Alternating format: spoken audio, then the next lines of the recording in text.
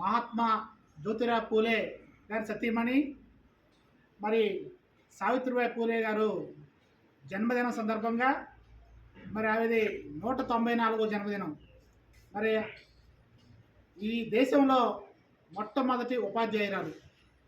మరి మహారాష్ట్రలో సాతారా జిల్లాలో నయాగాం గ్రామంలో జన్మించి 1831లో జనవరి 3వ తారీఖున మరి ఆవిడ 9 సంవత్సరాలకే అక్కడున్న పరిస్థితుల ప్రభావంగా మరి జ్యోతిరావు పూలే గారికి 12 సంవత్సరాలు, మరి సావిత్రిబాయి పూలే గారికి 9 సంవత్సరాలు. ఆ వయసులో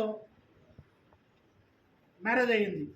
మరి ఆ సందర్భంలో జ్యోతిరావు పూలే సమాజం మీద అవగాహనతో మరి అక్కడున్న పరిస్థితుల్లో మహిళలు చదువుకోవడానికి అవకాశం లేని సందర్భంలో మరి ఏ మహిళలు కూడా అగ్రవర్ణాల మహిళలు కానీ మరి బీసీ ఎస్సీ ఎస్టీ మైనార్టీ మహిళలు కానీ ఎవరు కూడా చదువుకునే పరిస్థితి లేవు. అప్పుడులో చదువుకోవాలంటే అగ్రవర్ణాల్లో బాగా హైయెస్ట్ పాపులేషన్ ఉన్న వాళ్ళు తప్ప మరి మిగతా వాళ్ళు ఎవరు కూడా చదువుకునే పరిస్థితి లేదు. ఆ రోజు మరి పూలే గారు ఆలోచన చేసి సావిత్రిబాయి గారికి విద్యాభ్యాసం చేసిన తర్వాత ఆమె మరి ఆ గ్రామంలో 1848లో మొట్టమొదటి పాఠశాలను ఏర్పాటు చేసి ఆ పాఠశాల నుంచి మహిళలకు విద్య నేర్పడం మొదలుపెట్టింది. మరి ఆ సందర్భంలో ఆవిడ ఎన్నో అవమానాలు భరించింది. మరి అవమానాలు భరించేదే కాకుండా స్కూల్కి వెళ్ళేటప్పుడు బ్యాగ్లో 2 చీరలు తీసుకొని వెళ్తూ ఉండేది. ఒక చీర వెళ్తూ ఉంటే ఆ రోజుల్లో ఒంటి మీద పేడ నీళ్ళు కానీ బొద నీళ్ళు కూడా జరిగే పరిస్థితుల్లో ఉండేది.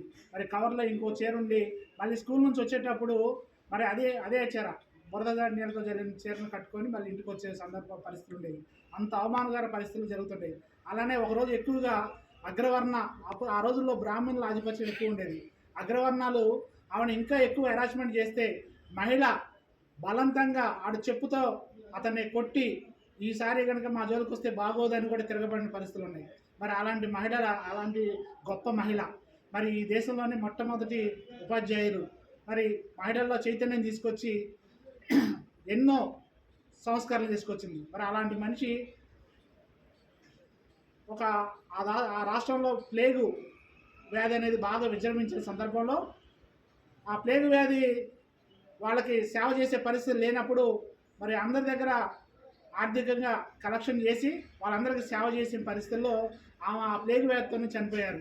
మరి అలాంటి గొప్ప మహిళకు ఇవాళ నివాళులు అర్పించడం చాలా సంతోషం. మరి ఆమెకి ఆత్మకి శాంతి కలగాలని కోరుకుంటూ సెలవు.